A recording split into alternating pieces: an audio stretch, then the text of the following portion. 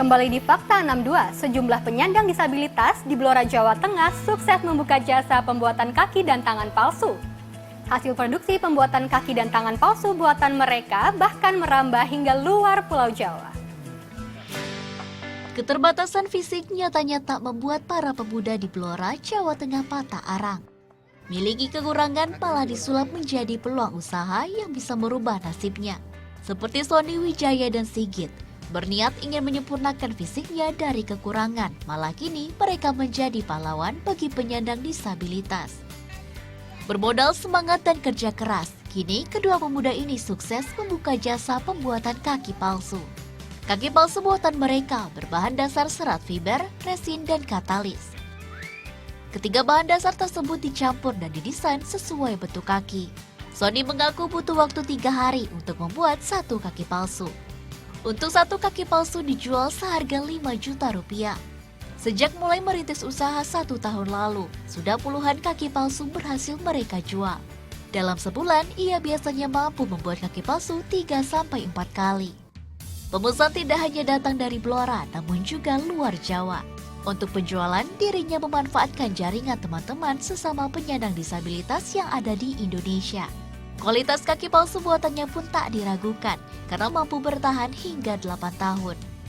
Kalau di kita ini untuk kaki palsu ini kita sudah menggeluti sekitar 1,5 tahun, Mas. Kalau sementara ini banyak pesanan ini kita dari Kabupaten Blora sendiri, kadang dari Kabupaten, dari Rembang, kadang ada dari luar provinsi, dari Palembang. Harga sendiri kita kisaran sekitar 5 juta rupiah untuk kaki palsu yang standar untuk bawah lutut, dan untuk yang atas lutut yang standar kisaran 8 juta rupiah.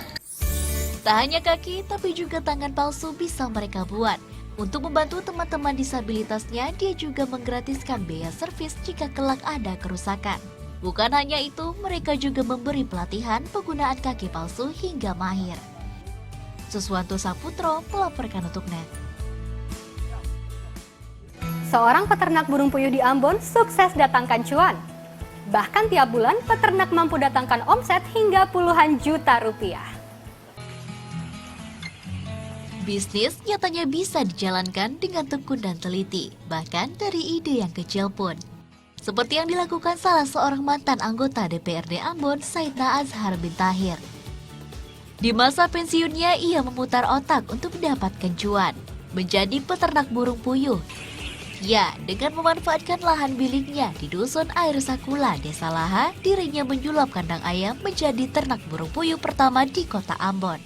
Ada 5.000 ekor burung puyuh dibudidaya dalam kandang tersebut, yang mampu memproduksi 4.500 hingga 4.900 butir telur puyuh dalam setiap harinya. Budidaya burung puyuh ini telah dijalaninya sejak 6 bulan terakhir. Potensi telur puyuh di kota Ambon sangat menjanjikan karena belum ada produksi lokal jenis tersebut.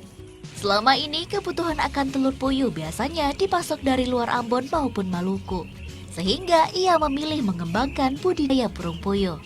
Tingginya permintaan tersebut membuat telur puyuh miliknya selalu habis di peternakan.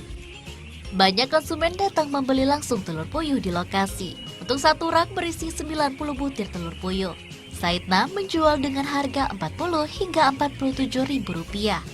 Dengan memanfaatkan peluang itu, dirinya bahkan mampu meraih omset puluhan juta rupiah per bulannya.